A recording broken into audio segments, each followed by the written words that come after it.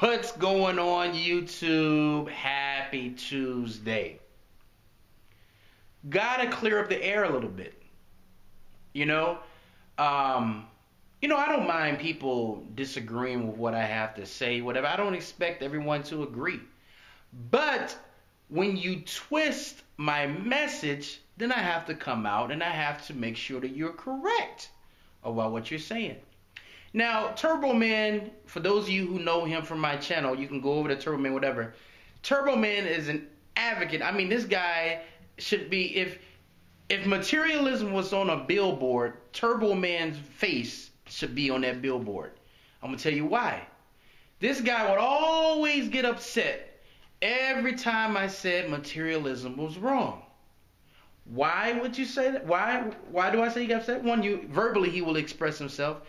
And two, like his last video he just made, he's talking about how he purchased these items, and they were very expensive. And he said how he strategized his business so he was able to afford those things. Now, with that said, let me spend a little bit of time on materialism from Muhammad Afshan's view. I want you to go back, for those of you who are adults, to Christmas morning, for those of you who celebrated Christmas or received presents. At one time I did. And you know how when you get up in the morning and you open those presents and you play with your toys all day, with materialistic things, because Christmas is a materialistic holiday. You play with all your toys and you're just so excited.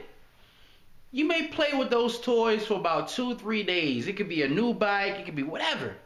Then all of a sudden, the value in that toy or whatever you open is gone. It's not the same excitement. You wake up 3 days later and look at that same thing that you were so excited for that day. The thrill is gone. Why? Because it's not real. It's a fake emotion. You think that you had to have this. You beg for it and whatever. And then sometimes your mom will say something like this. Why don't you play with those toys anymore? I'm not buying you any more things because you don't play with the toys you had, that you received. I spent so much money on these things. It's not real. Turboman said, hey, Muhammad, you preach a poor lifestyle. So let's evaluate this for a second.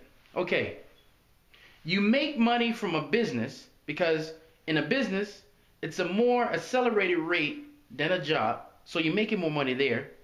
The money that you're making, you're creating passive income, you're saving, you're diversifying, and you're not spending your money on expensive things. Why? Because one, I haven't made it to the finish line, and for me to spend my money on expensive things, that's going to prolong my time to go, right?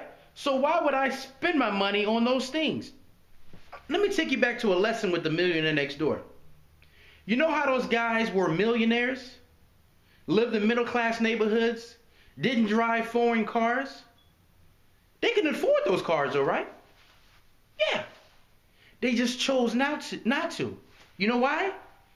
Because once you learn how to make money, you don't want to waste money. Why would you want to go out and make $10,000 that day and spend $8,000 on something that reminds you of Christmas and you're so excited when you get it and all of a sudden the value leaves? Yes, even when you're adult, it's the same thing as when you was a kid. That value leaves because it's a fake emotion. You think you have to have it. You don't have to have it. You see this little TV right here? TV? See that? There's no love in that TV.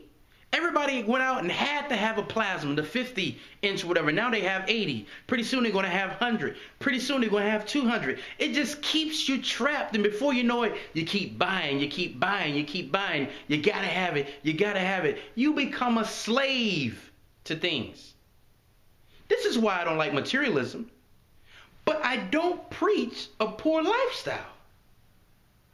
Think about it. You got a guy that makes a lot of money, creates passive income, saves money, creates passive income, saves money, creates passive income, saves money. Then you have a guy over here who makes money, goes out and buys materialistic things. Makes money, goes out and buys materialistic things. And just continues that process. Who do you think is going to be better in the end? You know, I would be lying if I sat here and said I didn't buy things for myself. I do. But there was one time when I was just a slave to things. I used to think about what I had on, what kind of car I drove. You know, I wanted to stay in the most high-priced apartment. You know, to make it, you know, when my friends came in, they just mouths just dropped to the floor. You know, you get caught up in all that kind of stuff. You know, here's the funniest thing to me. The people I know in my life that dress the best are the brokest. And I talked about it in one of my videos. You know, because here's the thing. I don't expect everyone to agree with this guy right here. I don't. It's only a few people on earth that will agree with the things I'm saying. But to those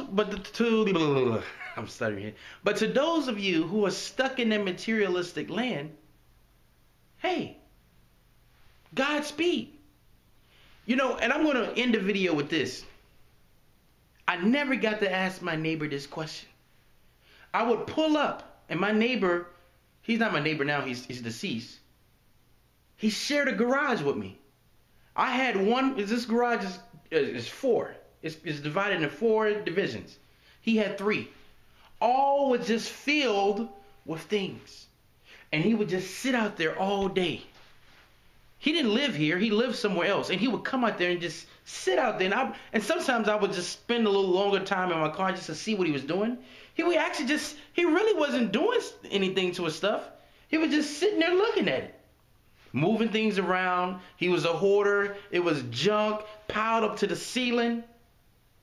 And then one day my wife called me and said, you know what, that guy that had all those things, whatever, he's gone. He's dead.